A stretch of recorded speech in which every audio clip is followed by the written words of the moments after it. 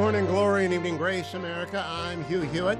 I'm joined this hour at the top by Senator Susan Collins of Maine, one of our favorite guests. She's kind of hard to book because she's always working. When she's not working, she's driving around this giant state of Maine trying to talk to everyone.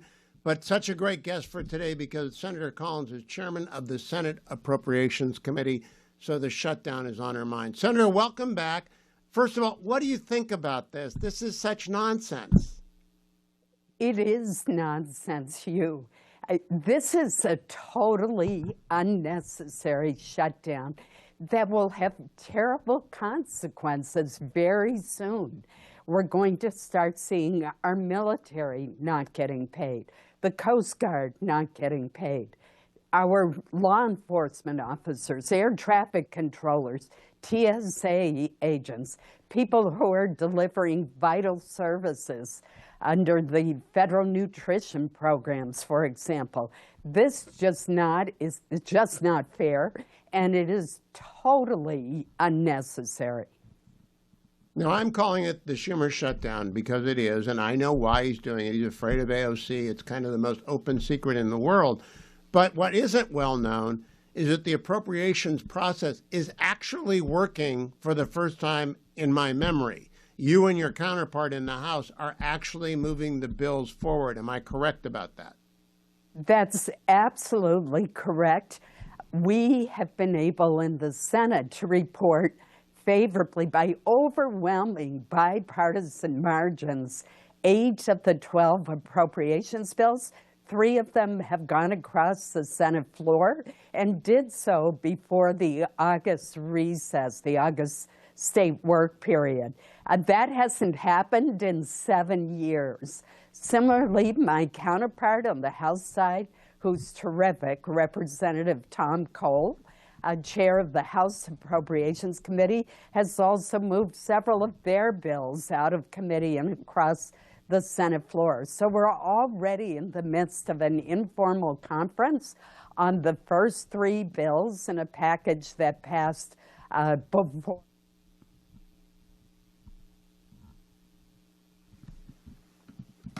Frustrating that the Schumer shutdown is occurring, and that's a deserved term for it.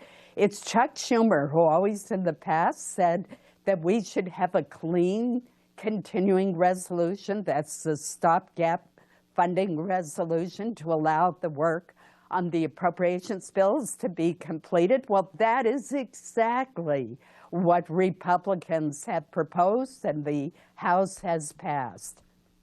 Now, Senator Collins, Speaker Johnson opened the program today, and he said, whatever the Democrats want to talk about, we can negotiate. We can talk about the tax credits. We can trade off regulatory reform. We can negotiate. I'm sure you're negotiating as chair of the Appropriations Committee.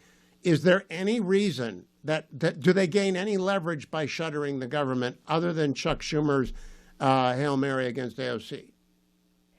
None whatsoever. I think this is all driven by Chuck's fear of the primary with the AOC. He got criticized by the far left when he voted to keep government open in March, and I think this is entirely a reaction to that. What I can't figure out is why more Democrats in the caucus have not broken away from him and said, Chuck, this is bad for my constituents. This is bad for our country. It's bad for confidence in the work that we do here in Washington. I hope that will happen. I've been talking with members on both sides of the aisle about a plan to go forward, including immediately passing legislation passed already by the House to reopen government. We could do that tonight. We're going to vote tonight for, I think it's the 5th time, on reopening government to November 21st. This is a clean bill. It doesn't have controversial provisions. It doesn't have new spending included in it. It does not have so-called poison pills. We ought to just do it. Then we can talk about other issues that are out there, like what to do with the advanced premium tax credits, the subsidies under Obamacare for insurance premiums. Senator Collins, your seatmate, Senator King, I saw him on the plane. I'm still up here. I have to go back to the real world next week, which is unfortunate. I got to go back to Virginia and go back to work. But I saw your seatmate. He voted to reopen the government. Are there a half dozen? So did John Fetterman. So did one other Democrat. Are there a half dozen more who are actually practical, who will defy Senator Schumer? I don't think yet, but I do think it's really interesting in Maine that we've had a Republican, an independent, and a Democrat out of the 4 members of the delegation vote to reopen government and apply some common sense here. I've had many private conversations with more moderate Democrats who very much want to see us proceed with reopening government and then dealing with other issues that are important to people on both sides of the aisle. There's no reason why that can't be done, but first and foremost, we have to reopen government to prevent extensive harm from happening. I especially want to underscore something you said. The young enlisted men and women, they live paycheck to paycheck because they're 18, 19, 20, and 21. Some of them are married with family. They do not have the option of quitting the government and finding another job. They don't get to leave if they don't like management. They took the oath.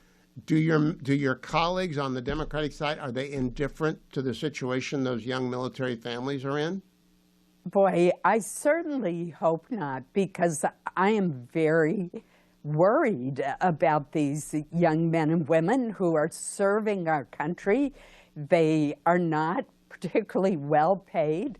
They're being forced to continue to work. Many of them want to continue to work because they believe in the important mission with which they are tasked. But it's simply unfair that they're not getting their paychecks. I believe their next paycheck is due on October 15th, and it is going to create tremendous hardship for them because they are living from paycheck to paycheck. And as you pointed out, it's not like they can quit their job and go work in the private sector, and they don't want to quit their jobs. They're dedicated members of our military, and they deserve our support. I feel the same way about our Coast Guard. They, too, play an incredibly important role, as do our Border Patrol officers, our TSA screeners at the airport, the air traffic controllers. All of those individuals are doing essential jobs. Not all of them are bound to their jobs the way the military is and the Coast Guard, where, as you point out, it's not as if they can quit. But they don't want to quit, and they shouldn't be forced with going into debt because Chuck Schumer is holding up the funding of government. Well, I hope you and Senator King make some headway tonight, Senator Collins. I'm going to stay away from politics. Next time we can talk about your race for re-election. Someday they'll find someone to run against you, and then we can talk about whoever that person. I'm not sure they will find anyone to run against you, but I appreciate the work that you are doing to get the government reopened and an actual sane, regular order appropriations process as was foreseen and actually ran. Thank you for that as well. Always good to see you, Senator Susan Collins. Talk to you again soon. Thanks so much, Hugh.